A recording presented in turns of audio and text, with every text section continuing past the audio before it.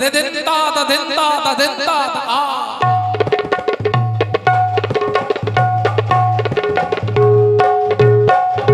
आ रहा है जगह वहां बजाइएगा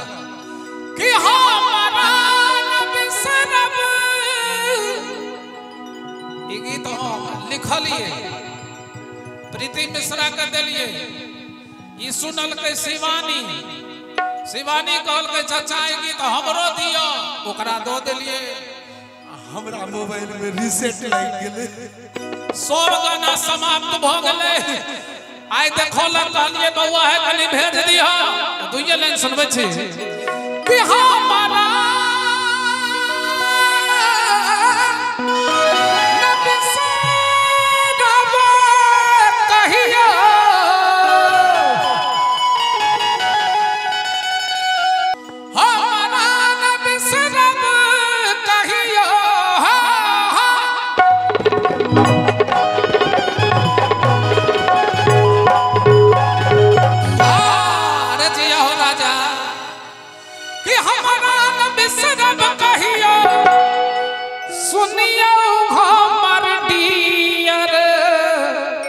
हमारा राखू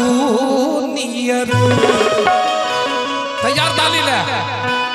सारी सो फुलायल पियर पियर सारी सो फुलायल पियर पियर सारी सो फुलायल पियर पियर हमरा राखू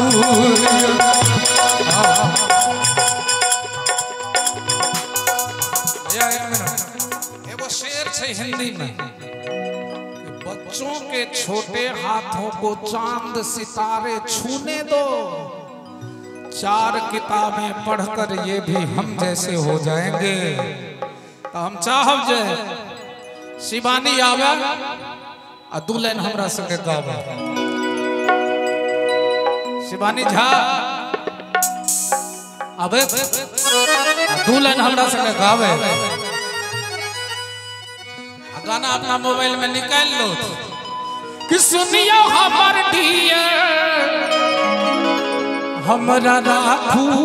नियर सारी सो फुलायल पियर पियर हमरा राखू सारी सो फुलायल पियर पियर हमरा राखू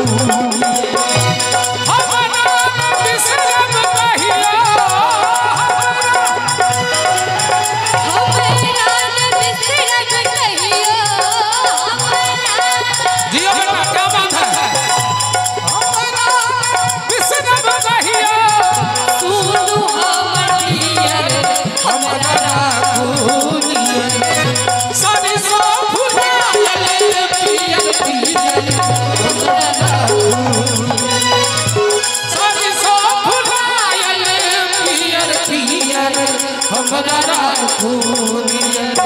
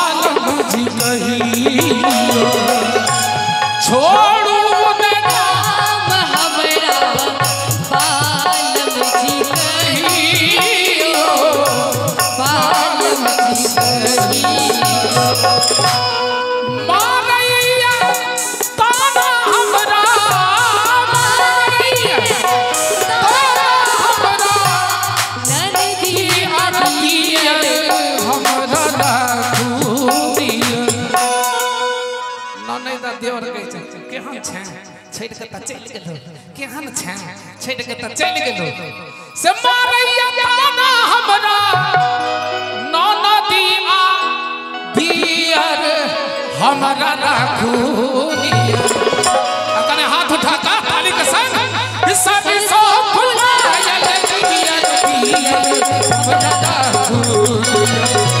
सब सो फुलायल दियर दियर हमरा राखूनिया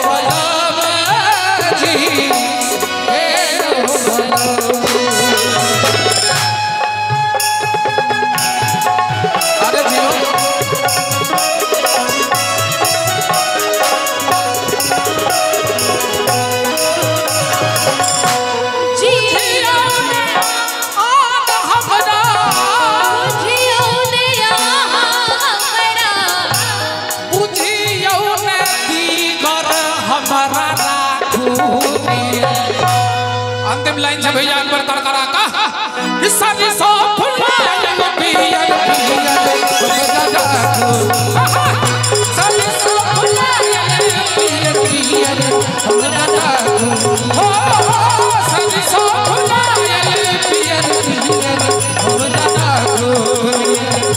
सब सो फुलायल दियर दियर हमरा राखूनिया सरसो फुलायल पियर पियर हमरा राखूनिया सरसो फुलायल पियर पियर हमरा राखूनिया